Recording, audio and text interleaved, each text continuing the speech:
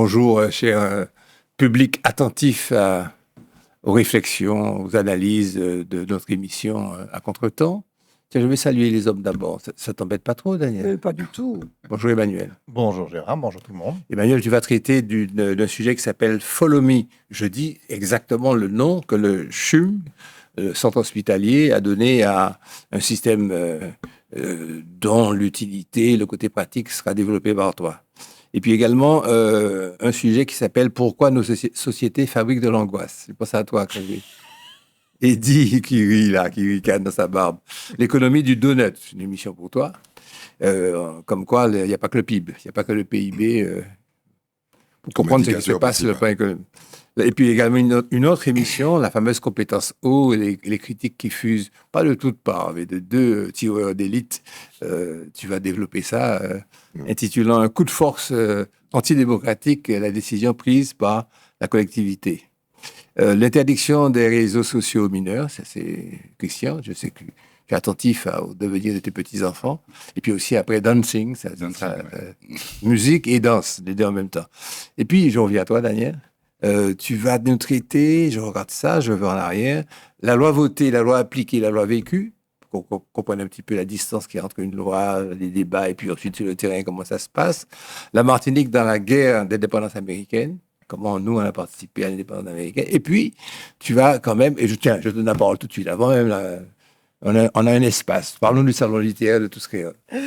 Oui, alors, l'année dernière, Tous Créoles a initié un salon littéraire que Emmanuel, Catherine et d'autres ont préparé, mais sous le chapeau de roue, et qui a été un succès important. Et donc, nous avons réitéré cette année. Et alors, il y a 50 auteurs. Il y a ceux qui étaient là l'année dernière, comme Arlette Pujard, Serge Talley, Daniel Ollière. Mais il y a des nouveaux, comme Sylvie Mélien, Aimé Charles Nicolas, José Marot Desgrottes, Marc Edrich, Francette Florimond. Et puis, il y a des auteurs pour la jeunesse.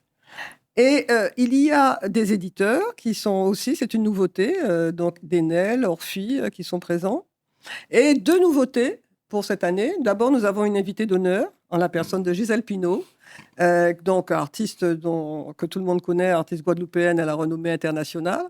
Donc, elle est l'invitée d'honneur du Salon Tous Créoles. Et le jour de l'ouverture, alors je rappelle que c'est le 4 et le 5 juillet dans les jardins de l'habitation Clément.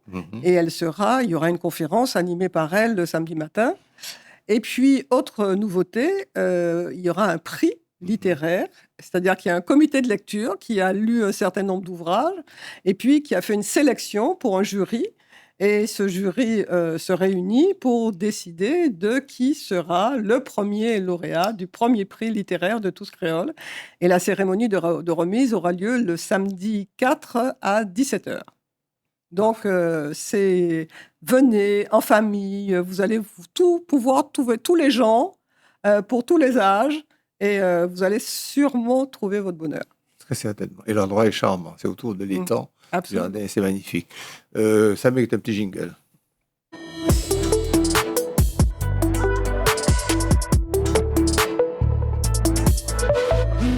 Ce sujet s'intitule « La loi votée, la loi appliquée, la loi vécue ». Je te laisse débriefer. Alors, c'est un sujet qui interpelle le fonctionnement démocratique de toute société, parce qu'effectivement, la loi, c'est celle qui est votée par le Parlement et donc par les élus du peuple, puisque les députés et les sénateurs sont la représentation populaire.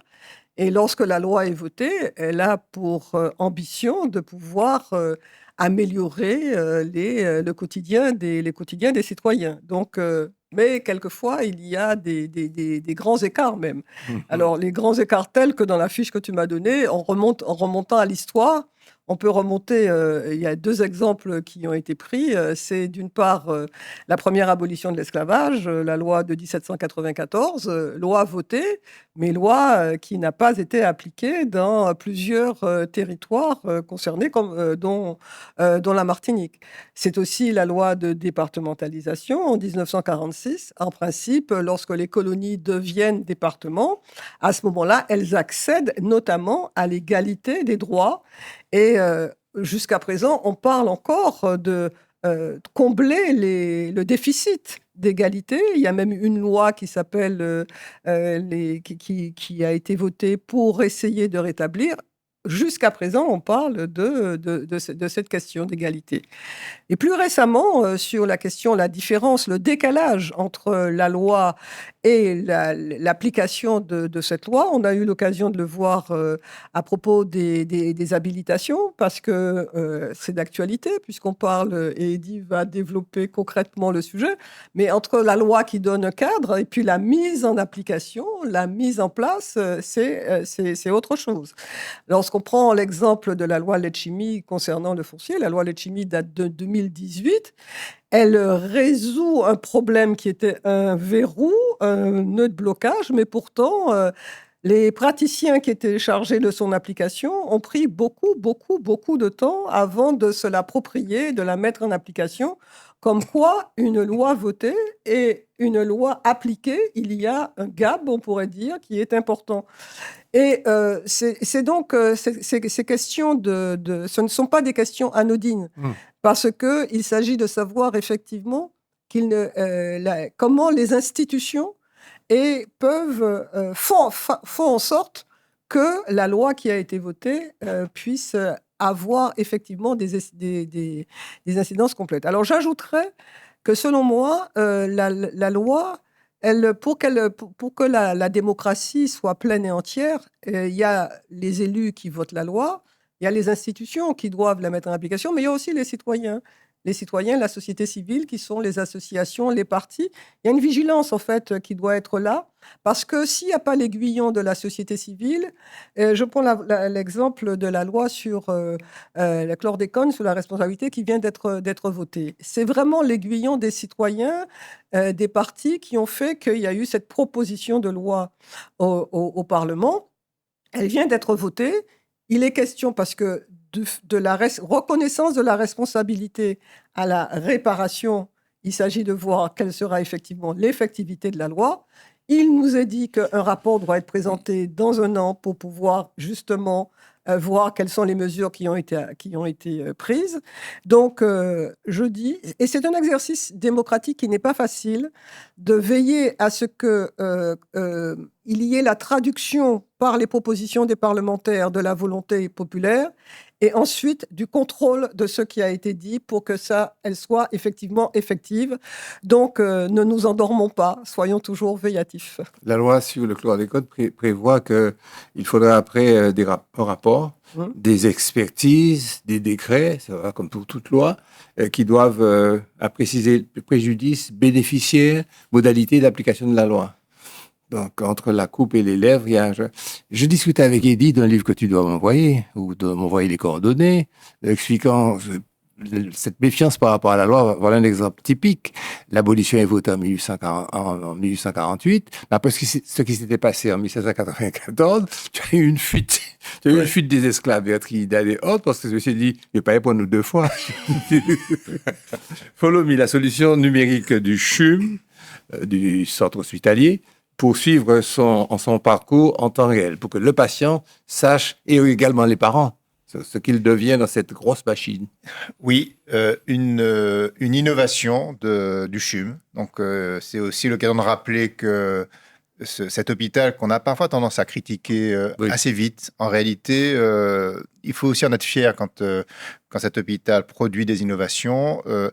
On avait reçu il y a quelque temps Rodrigue Alexander, qui est un Martiniquais brillantissime et qui dirige les systèmes d'information du CHUM et qui participe à la modernisation de cet établissement, et notamment en digitalisant les services. Et il a déjà pris énormément d'initiatives. Alors, c'est peut-être un peu ingrat parce que ça ne masque pas forcément les insuffisances médicales qu'on peut avoir par ailleurs, mais il fait un travail de fond qui est formidable et que je pense beaucoup d'hôpitaux de France rêveraient d'avoir. C'est quelqu'un qui agit de manière très concrète. Et parmi ces nombreuses innovations, celle qu'il vient de présenter, qui s'appelle Follow Me, alors c'est un service qui paraît anodin, mais qui est en fait un service important, puisqu'on repère que quand les gens se présentent à l'hôpital, notamment dans les urgences, il y a un temps d'attente pendant lequel il n'y a pas d'information. Et donc, le patient ne sait pas trop où il en est, est-ce que son dossier est pris en compte, où il en est, où en sont les étapes de son dossier. Souvent, il y a des gens qui l'accompagnent, qui restent en dehors de l'hôpital et qui attendent, et qui parfois attendent une journée sans avoir d'informations. Eh bien, ce temps d'attente, Follow Me, il ne s'agit pas de réduire magiquement le temps médical, mais de réduire le temps d'angoisse. C'est à ça que ça sert, en fait. Et alors, c'est une application très simple. On n'a pas besoin de télécharger d'application. Vous arrivez, vous recevez un SMS, et à partir de là, vous rentrez dans une interaction avec les services qui vous disent, étape par étape, où en est votre dossier, où vous en êtes, etc. Et ça vous permet au moins de piloter votre attente, d'avoir des balises qui vous empêchent d'être perdu dans cette non-réponse. Voilà. Et donc, c'est une innovation qui montre aussi que le digital, que le numérique, que l'innovation, parfois, peut venir en appui positif aux aides physiques, aux aides humaines des vrais gens.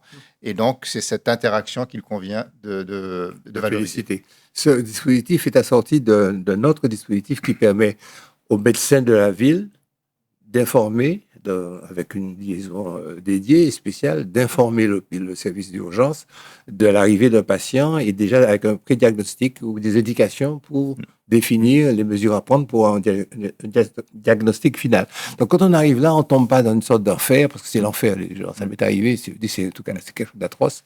Et deuxième chose que je voulais dire aussi, c'est que Rodrigue Alexander, il a fait une conférence pour nous, et la première chose qu'il nous a dit, c'est que je suis d'origine sainte-lucienne, avec une sorte de fierté extraordinaire. Oui, Christian? Pourquoi Follow Me et pas Suis-moi? Bien, Suive-moi. Parce qu'il est d'origine sainte-lucienne, et qu'il parle anglais. Non, c'est pas la question pour nous, pour notre entendement général, hein, si vous voulez. On parle de la langue créole, de la langue française. Bon, Follow Me, je veux bien, quoi. Mais je pense que ce serait plus explicite pour... Peut-être qu'il va commercialiser son système à l'international.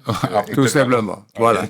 Et que l'hôpital va en bénéficier. Il y a une précision, c'est que ce service cette application a été mise en place dans l'Hexagone par un praticien hospitalier, et nous avons, quand je dis nous, les Martiniquais, nous avons adopté. On est les premiers à l'avoir adopté. Oui. Mais on n'est pas les inventeurs. Oui, Voilà pourquoi ça s'appelle Follow. Voilà la réponse. Voilà la réponse. L'économie du donut, une nouvelle manière de penser la prospérité. Un jour. Bon, je vais être très critique. Hein. Ah, comme d'habitude. Comme d'habitude.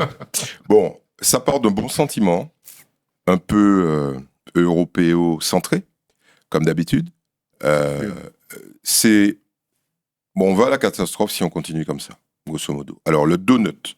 Le donut, c'est un beignet. Et le beignet, comme vous le savez, comme vous l'avez à l'écran, c'est une pâtisserie qui a un trou au milieu. Alors, j'ai posé à ceux qui s'intéressent au sujet la question de savoir pourquoi le donut. Quand je dis ceux, c'est intelligence artificielle, parce que nous, on n'a pas le temps d'aller chercher. Alors, eux, ils s'occupent de ça. Et ils m'ont dit, bon, évidemment, vous avez compris que c'est une métaphore, c'est pour mieux illustrer la pensée. Le beignet, il y a un trou au milieu, et le trou, c'est ce qu'on appelle le trou social. C'est, grosso modo, ce que les êtres humains devraient avoir et qu'ils n'ont pas. Le social, l'éducation, en tout cas qu'ils ont de manière insuffisante. L'éducation, la sécurité, etc. Tout ce qui fait le quotidien des êtres humains, qu'il va falloir remplir. Et puis le bord, ce sont les limites du système, au sens où on ne devrait pas dépasser les bords du donut, parce qu'on met en péril notre vie, notre avenir, en particulier sur le plan écologique. Alors, l'économiste qui développe cette thèse dit l'équilibre, il y a une espèce de double frontière. Il faut que nous puissions assurer la survie de l'humanité à la fois, et c'est ça, la vraie problématique, elle est là, c'est l'équilibre à la fois en donnant aux gens ce dont ils ont besoin pour vivre, pour élever leurs enfants, pour aller à l'école, pour assurer leur sécurité, pour manger, voilà. Mais sans mettre en péril la survie de l'humanité sur un plan écologique. Bon, tout ça, c'est bien gentil, mais l'économiste en question se rend vite compte que il est parfois totalement paradoxal de vouloir donner à manger à tout le monde, à minima, et puis de protéger les forêts. Parce que les chiffres sont très clairs. Si l'ensemble de l'humanité devait avoir le niveau de vie moyen d'un occidental, par exemple un Français, il faudrait 1,5 planète. Donc c'est mort. Ça veut dire, et c'est ça, ma critique, elle est là. Toutes ces analyses sont bien évidemment extrêmement intéressantes et cet effort de réflexion doit être loué. Le problème, c'est qu'il n'intègre jamais l'idée du renoncement pour les autres. C'est-à-dire que ton système là, peut fonctionner à partir du moment où les Chinois restent pauvres, où les Indonésiens ne vont pas à l'école, etc. Ça ne peut pas tenir. Et moi, je préfère une vision un peu plus apocalyptique, mais sympathique, qui est que de toute façon, ça va se terminer. Ça va finir. Alors, comme ça va finir, alors à la fois... Profitons-en. Voilà, allons donner le maximum à tout le monde, puisque c'est fini. Alors, quand je dis c'est fini, c'est pas moi qui dis que c'est fini. Toutes les religions, on est d'accord, disent tout ça, à mon avis, ça va mal se terminer. Toutes les prévisions astronomiques disent, écoutez, la chaleur du soleil augmente en permanence et bien évidemment, on va finir cramé. Et puis tous les spécialistes comment on dit, de la destruction climatique, j'appelle ça comme ça, disent de toute façon, les mecs, on va brûler si vous n'arrêtez pas de conduire de vos voitures thermiques. Bon, comme de toute façon, et personne ne nous dit, personne. Alors j'ai redemandé à l'IA, est-ce que vous avez quelqu'un qui dit que finalement l'avenir est au bonheur? Il m'a dit non. Personne ne prévoit dans ces théories la perpétuation de l'espèce humaine et la préservation de la Terre. Voilà. Donc, Gérard, tu as raison. Profitons-en. Évidemment. Non, je n'ai pas dit ça. Respectons un certain nombre de règles, c'est clair. Mais arrêtons de dire que les riches doivent continuer à être riches et les pauvres doivent rester pauvres, parce que si ce n'est pas le cas, il n'y aura ni riches ni pauvres. Mais il n'y a pas une possibilité de considérer que la notion de sobriété, par exemple, non, ça n'existe même pas. Si, pour vous donner une idée, allons être très concrets. Les Martiniquais, un certain nombre de Martiniquais disent, bon, écoutez, sobriété, passage à l'électrique, etc. Si toutes les bagnoles devaient passer à l'électrique en 10 ans, on leur donne le temps, 10 ans, c'est pas mal. Il faudrait doubler la production électrique martiniquaise. Donc, c'est même pas la peine. Interdiction des réseaux sociaux aux mineurs, protéger la jeunesse ou limiter la liberté. Christian? On est dans le prolongement. C'est très beau. Parce que, effectivement, en Australie, le Parlement a voté une loi pour encadrer l'usage du téléphone, notamment par les mineurs. Alors, c'est le cas de rappeler qu'en Chine, par exemple, les gens n'ont pas accès à TikTok. Mmh. Et en France, le jeune Français passe plus d'1h30 sur TikTok par jour. Voilà. Donc, l'orientation qui a été prise par le gouvernement australien devrait montrer un petit peu le contraire de ce que tu dis. C'est qu'on devrait avoir espoir pour demain, sous réserve de pouvoir encadrer, d'organiser, de privilégier l'enrichissement au lieu que les déviances. Parce que le constat, il est là aujourd'hui. Le développement très fort des réseaux sociaux a des effets négatifs à la fois sur la santé mentale, sur le développement sur le développement cognitif, sur la socialisation des jeunes, les expose à un cyberharcèlement, les expose à beaucoup de déviance, vous voyez. Et c'est vrai que sur le plan éducatif, il faut s'interroger. En même temps que tu disais qu'avec Follow Me, grâce au numérique, on va pouvoir faire des choses, mais c'est comme dans tout, il y a une dualité. Ça, t'as là bon pour ça, il pas bon pour l'autre là. Tu vois? Bon, alors, le Parlement français a la même volonté de mettre en place un dispositif pour protéger les jeunes Français et faire en sorte qu'à l'âge de 15 ans, jusqu'à 15 ans, tu n'aies pas accès à ces réseaux.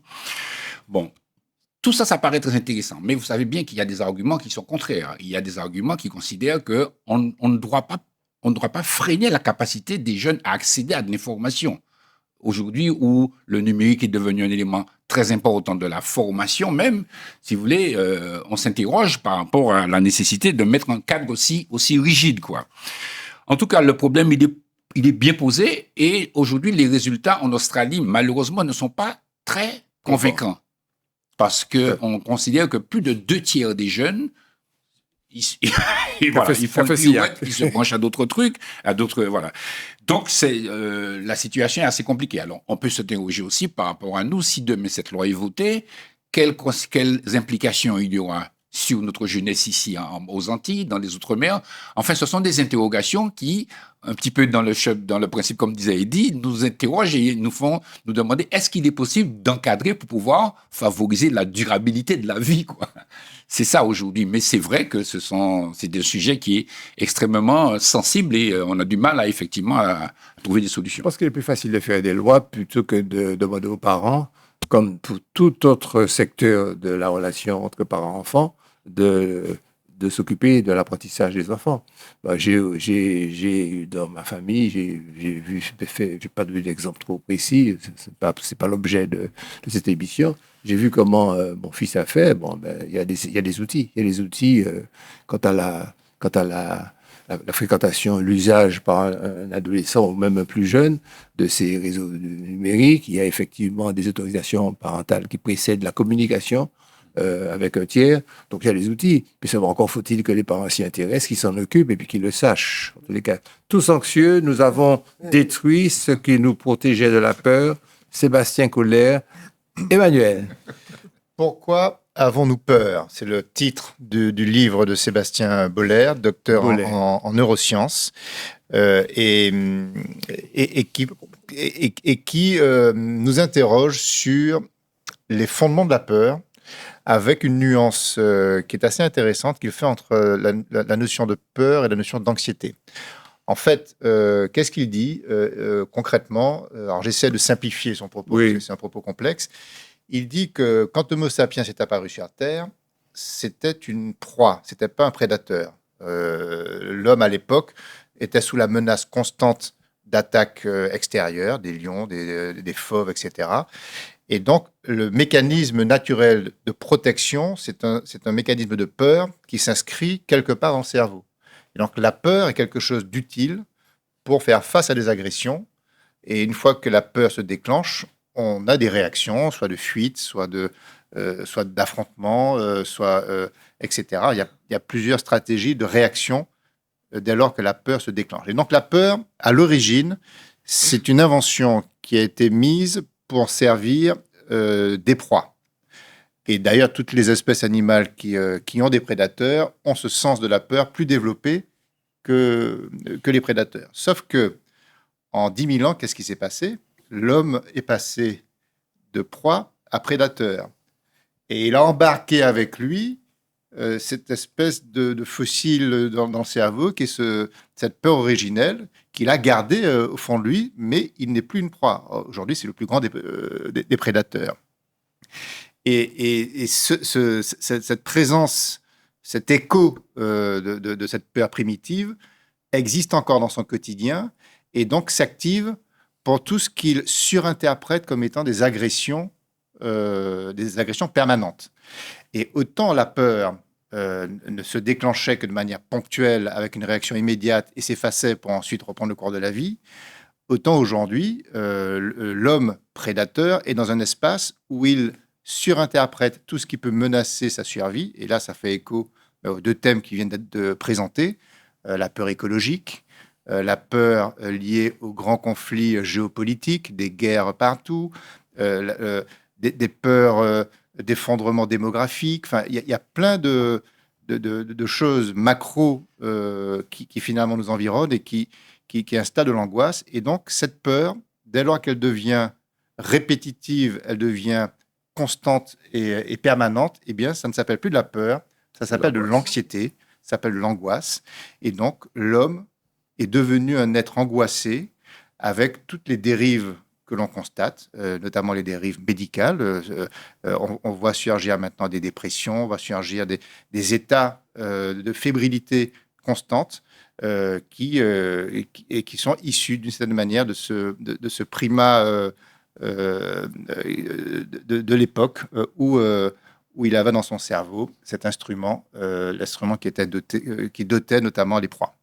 L'homme pas préhistorique, mais enfin, l'homme, oui, l'homo sapiens qui venait tout juste de surgir l'histoire de l'humanité, avait des méthodes. Il y avait le clan, il y avait le groupe, il avait la tribu, il avait le lieu où il habitait, où il se protégeait, à l'heure actuelle on est ouvert. Alors les solutions, c'est la drogue, le fentanyl, n'importe quoi.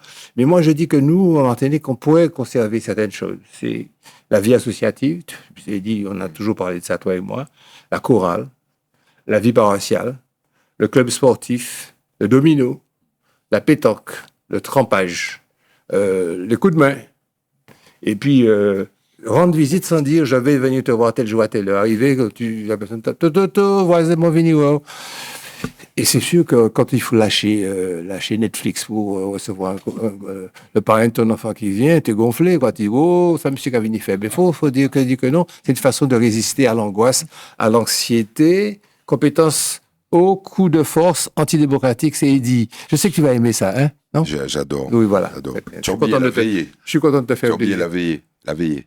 Oui. La veillée. La veillée. Et puis les enterrements, mais c'est évident. Et puis le tour des yoles, tout ça, Ah oui, tout ce qui. fantastique.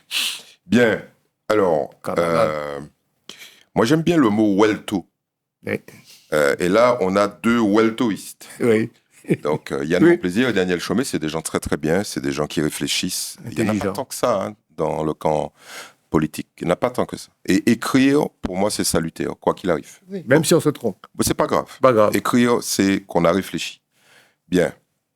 Alors, par contre, on peut faire des erreurs. Oui. Le coup de force démocratique qui est dénoncé Hein. par Antidémocratique. antidémocratique, mais bon, moi, je dirais que c'est un coup de force démocratique puisqu'ils utilisent, on Les voies utilise la de- démocratie la démocratie, pour faire le- un coup de force. oui. Donc, mon avis, j'aurais été leur conseil, j'aurais dit non, le coup de force démocratique. Démocratique. Bon, alors, en fait, la démocratie détournée de sa fonction première. L'idée est la suivante. Ils accusent donc le président du conseil exécutif, soyons très clairs, Serge Letchimy, d'avoir utilisé une subtilité parfaitement légale sur ces fameuses attributions de pouvoir que constituent les éléments de changement, on va dire ça comme ça, de changement de la loi, de la réécriture ou l'écriture de la loi sur le plan local. Alors, l'idée de base est la suivante.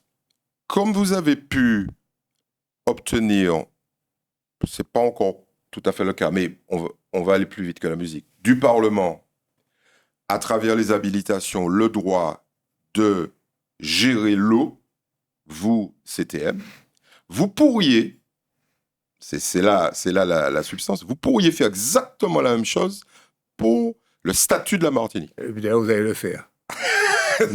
Non, ça commence par vous pourriez le faire et ça finit par de toute façon, Vous allez on le vous faire. soupçonne de vouloir le faire. Bon, alors allons décoder.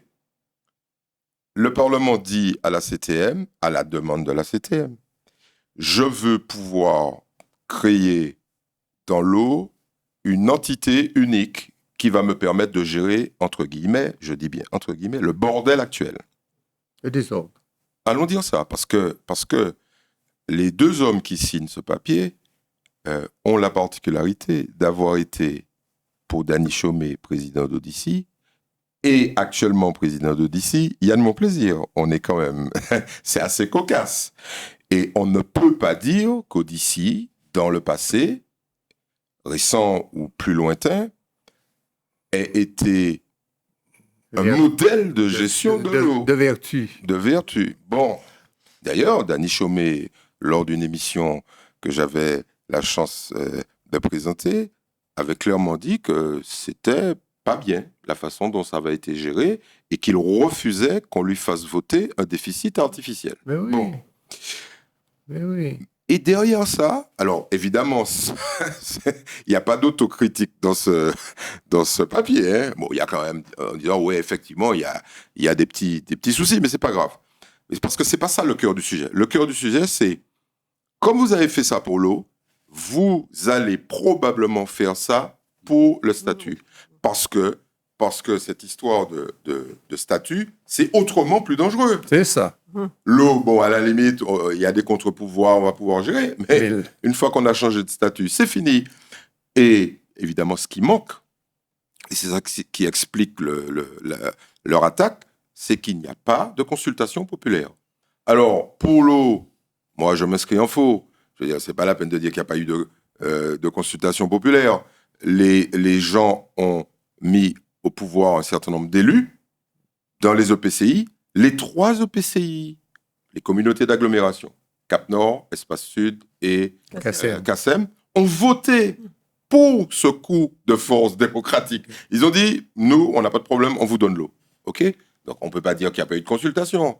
Et puis, derrière, l'Assemblée a voté à l'unanimité, y compris des gens qui sont très proches de Yann Monplaisir et de Daniel Chaumet. Bon. Dans le cadre de la légalité. Et puis, pourquoi s'affoler concernant le statut ? C'est écrit dans la Constitution.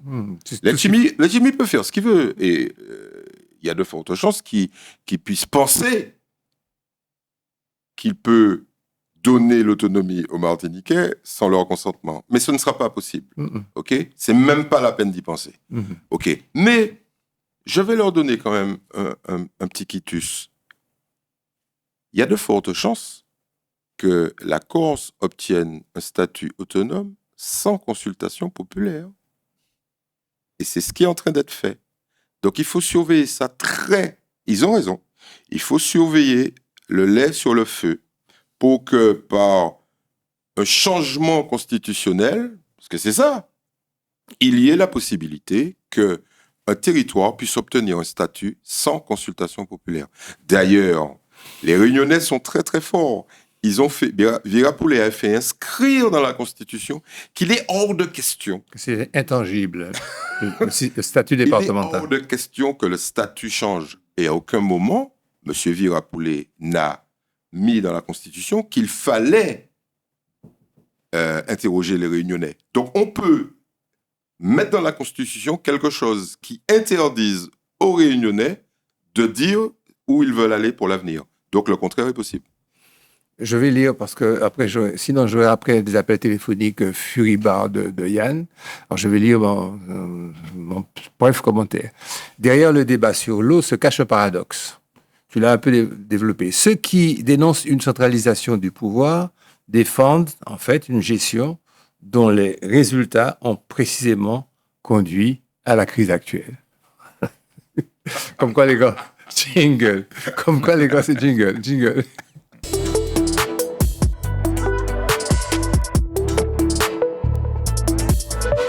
Pourquoi t'as fait jingle ? On est en famille, vous disiez, Madame Barthélémy. Le jingle annonçait quoi ? La respiration. Annoncer la culture. Bah oui, si tu veux, si tu te mets la guerre d'indépendance dans la culture, c'est ça ? Non, on va parler. Non, les Corsaires de la Martinique de la guerre d'indépendance, pour moi, oui. c'est de la culture. D'accord. Ok. Ok. Oui. Non, mais ça va. Oui, savoir comment les Martiniquais. Ok. Oui. On ne va D'accord. pas se chamailler sur ça, non? Non, jamais. Allez. Donc, le 4 juillet prochain, donc c'est pas bien loin, les médias seront certainement saturés parce que l'hôte actuel de la Maison Blanche va faire toute une série d'événements pour célébrer cet anniversaire. Et les Martiniquais vont considérer que c'est quelque chose qui est très loin, qui ne les regarde pas. La guerre d'indépendance des États-Unis, peut-être que ça peut leur rappeler Lafayette, parce qu'on a dit, mais c'est tout. Or, en fait, ils devraient s'intéresser parce que la Martinique a joué un rôle important. Et un rôle important pour 2 raisons.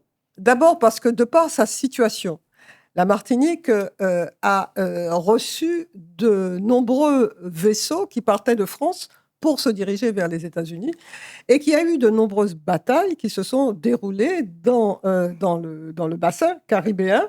Et l'image que nous voyons, c'est la bataille de la Martinique, parce qu'il y a eu une bataille entre les Anglais et les Français, parce que les Anglais, qui avaient 13 vaisseaux qui partaient de Sainte-Lucie, ils voulaient intercepter une flotte qui arrivait de France, et la Motte Piquet, avec 3 vaisseaux, les a empêchés, et ce qui a pu faire la flotte arriver pour pouvoir ravitailler, etc. Donc il y a le rôle de la marine légale, institutionnelle, et il y a des Martiniquais qui étaient des marins. Alors, l'histoire, comme d'habitude, ne retient que les noms des officiers.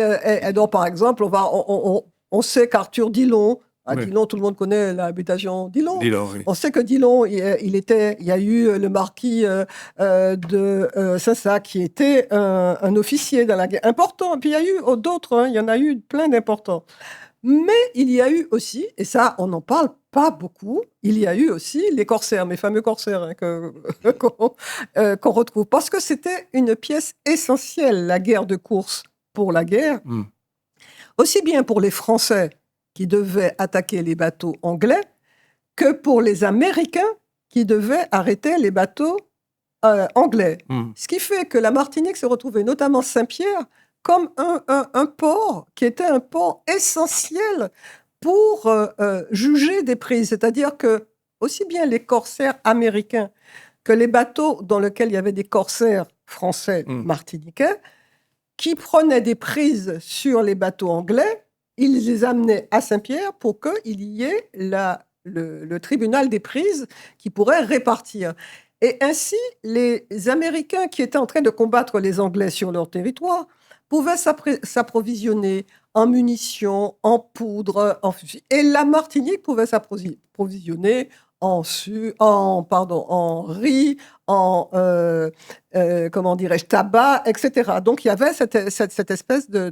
Et ce qui se passe, c'est que dans la société martiniquaise, vous avez toute une population qui va être bouleversée par cet engagement, parce que vous avez des personnes qui vont se retrouver dans les bateaux corsaires et de toutes conditions sociales. De toutes conditions sociales. On ne parle que des officiers blancs, colons, mais il y a de toutes les conditions sociales qui vont se retrouver parmi les corsaires. Et cette évolution sociale, et je rappelle en parlant de Saint-Pierre que l'importance des corsaires était telle qu'ils avaient des bars qui leur étaient destinés, ils avaient une messe qui leur était prévue, ils défilaient dans Saint-Pierre en tenue. C'était une institution. Et pour les Américains, ils ont très tôt délégué un membre du Congrès qui était à demeure à Saint-Pierre pour représenter les insurgents. Et donc, c'était institutionnalisé. Donc, moi, je crois qu'il reste... Alors, je dois préciser qu'il n'y a pas que les Martiniquais, qu'à Saint-Domingue, il y a eu ce qu'on appelle les chasseurs volontaires de Saint-Domingue, qui ont constitué une colonne importante, qui ont combattu notamment la dernière bataille, qui est la bataille de Yorktown, qui était la bataille finale, et qu'il y a une stèle qui a été posée en mémoire des Saint-Domingue. Je rappelle que celui qui va devenir le roi Christophe a combattu pour l'indépendance américaine. Il a combattu sur le sol américain. À Savannah. Lui, à Savannah. Et par contre, il reste encore à étudier le rôle des corsaires martiniquais, leur présence dans les bateaux corsaires, mais également ceux qui se sont retrouvés à Yorktown ou à Savannah, parce qu'ils étaient, par exemple, dans la flotte de Destin. Et c'est encore à étudier. Et donc, que les Martiniquais soient vigilants, parce que j'ai entendu dire que Gilbert Pagot fera une conférence le 4 juillet sur le rôle de la Martinique dans la guerre d'indépendance américaine. Donc, peut-être que c'est un voile qui va se lever et qu'on en saura davantage sur cette partie de la participation de la Martinique à la guerre d'indépendance des États-Unis. Rappelle-nous les années, la période. Alors, la guerre commence en 1776. La France a un contrat d'alliance avec les insurgents en 1778 et l'indépendance intervient en 1783. Ce qui veut dire que ce sont des esclaves et des affranchis, éventuellement. Des affranchis, voilà. Il y a toutes les couches de la population. Les esclaves, c'était leurs maîtres ils accompagnaient leurs maîtres qui étaient, eux, des nobles ou des aristocrates. Alors, non, parce que non, pas forcément. Pas forcément. Ça pouvait... Quelquefois, c'était, c'était une possibilité pour les esclaves, parce que les maîtres n'avaient pas l'usage sur les habitations, ou bien il y avait des esclaves qui n'étaient pas sur l'habitation parce qu'ils avaient statut, parce qu'on va revenir dans les statuts des esclaves. Les esclaves, ils pouvaient être libres de savane, ils pouvaient ne pas avoir leur titre d'affranchissement, et ils pouvaient donc s'enrôler sur les bateaux. OK. Donc c'est un monde, hein? Oui, j'espère que vous avez tous bien écouté tout ça. Oui. OK. Je crois qu'on a fini avec la culture. Oui. On passe maintenant au jingle, on va passer à la musique.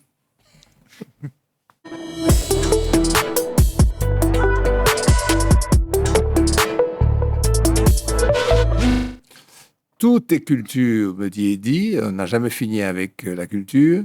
D'ailleurs, Christian, mon vieux frère, va vous le prouver. Ouais, ben là aujourd'hui j'ai choisi de. Ce sont des petits extraits que j'ai trouvés sur les réseaux que je partage avec vous et les téléspectateurs de danse quoi. Parce que les danses sont effectivement des expressions extrêmement fortes quoi, des identités.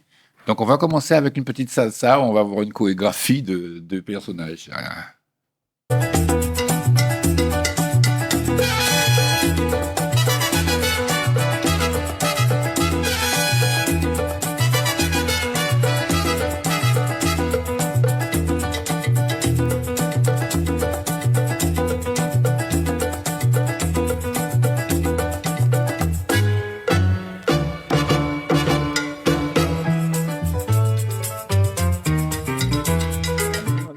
Alors, c'est vrai que le numérique, encore une fois, c'est un formidable outil d'expression parce qu'il y a des gens qu'on n'aurait jamais connus, qui n'auraient jamais pu afficher leur talent et qui aujourd'hui postent des vidéos. Oui. Et ça nourrit quand même, si vous voulez, notre culture artistique.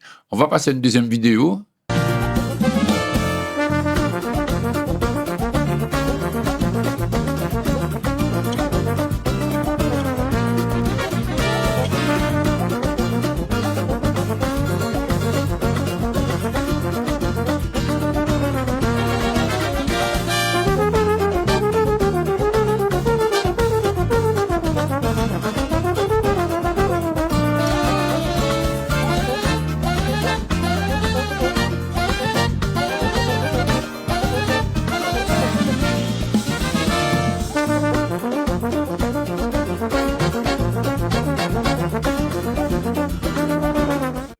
Exactement. Bon, alors, le débat, c'est IA ou pas IA. Mais c'est IA. Mais ce qui est important, si vous voulez, c'est qu'on peut C'est chouette. à regarder. C'est chouette, c'est très chouette.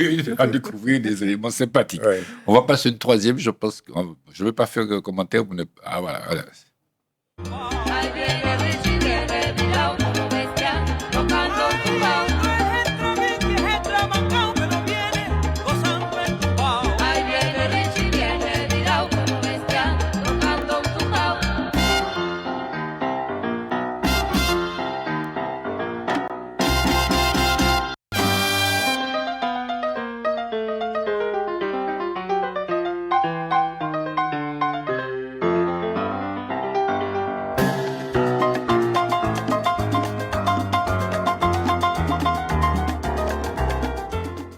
Alors, ça, c'est un titre de Ricard Doré que nous Bobby avons Brooks. beaucoup aimé. D'ailleurs, je profite pour vous dire que dans une prochaine émission, je vais faire un clin d'œil à la salsa, Ouais. totalement avec Richie Ray, avec El Gran Combo, avec la Sonora Matancera. Je te préviens que c'est une émission qu'on va réserver au mois d'août. pendant les Voilà, vacances. Johnny Pacheco. Alors, soyez Voilà. attentifs. Non, mais si vous voulez, moi, on a tous aimé ça. Hein. Ouais. Et puis, Chero Feliciano, la Fania All Star. Toi, tu avais fait un gros truc sur la Fania All Star. C'est un historien spécial. C'est vrai. Non, mais je pense que c'est quand même merveilleux. Hein. Forcément, en fait, je fais un petit peu à la littérature d'aujourd'hui parce que je suis très heureux de voir comment on produit. Si vous voulez, il y a beaucoup de livres. Quand j'étais à Cultura, je n'ai plus Marie Higgins Clarks. Tu vois? Non, mais je vous dis ça. J'ai d'autres. Et c'est bien, je suis très heureux. Notre production, enfin, le salon littéraire de Tous Créoles va encore le confirmer. Mais voilà. Donc, je faisais un petit parallèle par rapport à la Fania. Alors, on va continuer avec une prochaine. Voilà, j'ai appelé ça dans la danse, dans toutes ses expressions. Allons voir.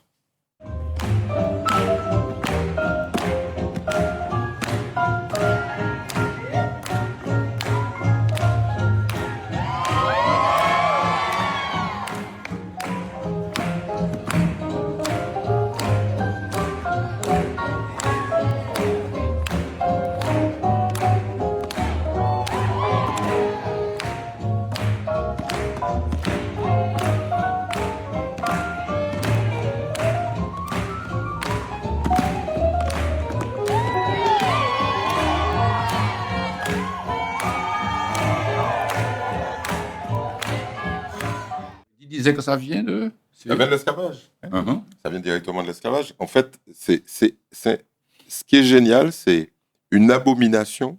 D'une abomination naît Ouais. une explosion culturelle mondiale. Parce que C'est ça. si on recherche... Et ce qui est génial avec l'esclavage et la notion même de créole, de créolité, c'est qu'on prend une langue, qui est le français, Et quel que soit le coin du monde où les cultures locales ou les cultures importées à cause de l'esclavage rencontrent le français, ça crée le créole. Ouais. Vous avez vu ça? Les Seychellois n'ont rien à voir avec des gens de la Louisiane. Et ils parlent le créole. Ouais. Moi, je trouve ça fabuleux. Et il en est de Et d'ailleurs, le créole sert de lire. matrice d'apprentissage aux linguistes dans le monde entier sur la création d'une langue. D'une langue. Comment ça se fait? Comment apparaît une langue? Comment apparaît une langue. Et à des coins multiples dans le monde qui n'ont rien en commun que la langue française. C'est extraordinaire. hein. C'est fabuleux. Christian, comment apparaît une musique? Une danse? Pardon? Comment apparaît une danse? Ah ben je ne sais pas, mais en tout cas, il y a tellement de danse et puis il y a tellement d'expressions, de chorégraphie. Moi, je suis assez sensible à tout ça, quoi, hein. Voilà. Donc c'est pour ça que je partage avec vous. Partage. Alors, on va continuer à par une prochaine vidéo.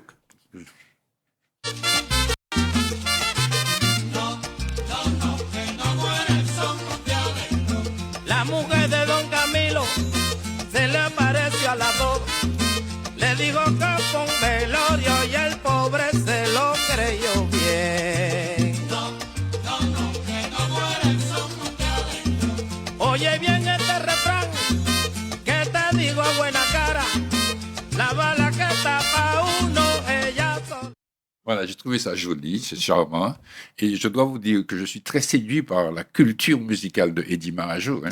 C'est extraordinaire. À chaque fois, il J'ai appris de identifie, vous, c'est- monsieur. J'ai appris Il est de vous. extraordinaire. Félicitations. On va passer à une 6e vidéo qui change de contexte. Allons-y.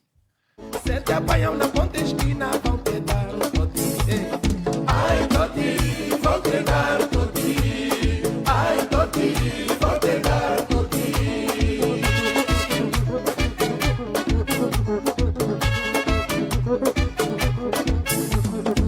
Na cachimonha, antes de legar a tua guipe pra recordar.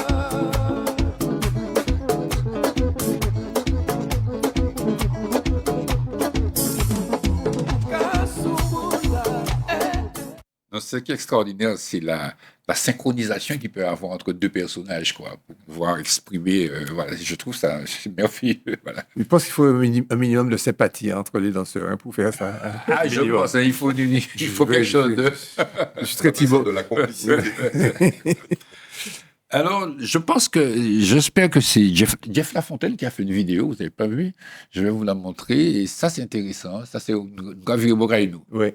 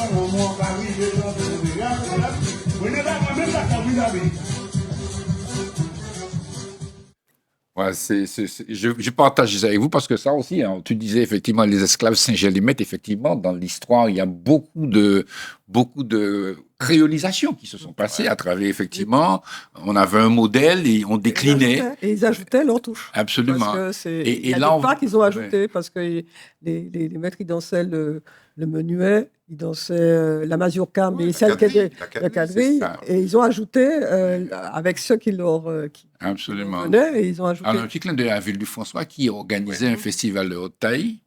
Et puis, il y a cette jeunesse qui ne connaît peut-être pas aussi ses traditions. Et il y a beaucoup de joie, il y a de la couleur, il y a beaucoup de choses. Et les musiques, on voit, il y a un accordéon qui fait un air qui n'est pas très développé, mais qui se reproduit. Et puis, un commandeur. Ouais. Il t'a Ouais, commandé, avec des il t'a instructions. un cadeau. Enfin, tu connais. Je connais. Mais ce qu'il faut rajouter, c'est qu'il y a des écoles au François, il y a des écoles de haute taille.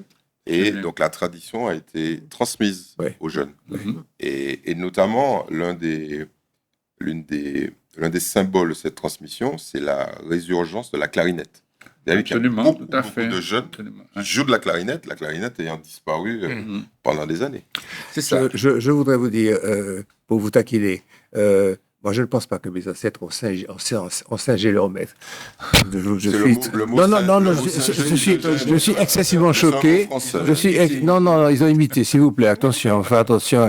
Et puis, non, je plaisantais, parce qu'effectivement, il y a des gars singés. Deuxième chose, quand j'ai regardé cette vidéo, j'avais regardé les précédentes qui sont extraordinaires, mais là, je me suis trouvé dans un état physique, sensoriel et différent, parce que là, la musique, elle est entrée en moi, avec ces petites dames qui dansent, les robes, les chapeaux et tout ça. C'était magnifique. C'est ce que j'ai voulu partager avec vous. Voilà, je crois qu'il faut qu'on fasse preuve d'originalité, de créativité. On essaie de trouver finale extraordinaire. Des expressions. Un commentaire plus puissant que je viens de faire pour terminer? Non, non, je plaisante. Allez-y, parce qu'il nous reste bien une bonne minute. Il y a un élément qu'il faut, de mon point de vue, intégrer, c'est que c'est ça le vrai pouvoir.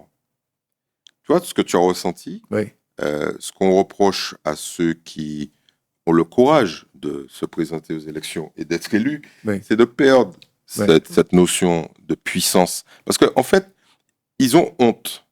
Il faut arrêter d'avoir honte. Je veux dire, ils pensent que les gens n'aiment pas ça. C'est pas vrai. Les gens aiment ça parce que les gens sont ça. Donc, c'est pas la peine de venir dire oui, ça c'est ils viennent parce qu'on les entend dire ça entre eux. Encore, ça se dit. Oui, mais bien sûr, et bien sûr, ça se dit. Et non seulement ça se dit, mais ça se voit. Pas de subvention pour ce genre de choses. Pas de subvention pour Big in Jazz. Pas de subvention pour les troupes de danse qui vont à l'international dans des pays extraordinaires. On voit des vidéos. Moi, j'ai vu une vidéo en Croatie où les gens regardent nos danses traditionnelles. Comme s'ils voyaient des extraterrestres. Bon. Mais il n'y a pas longtemps, ils sont passés mal à voir au Japon. Au Japon, et les gens chantent créole.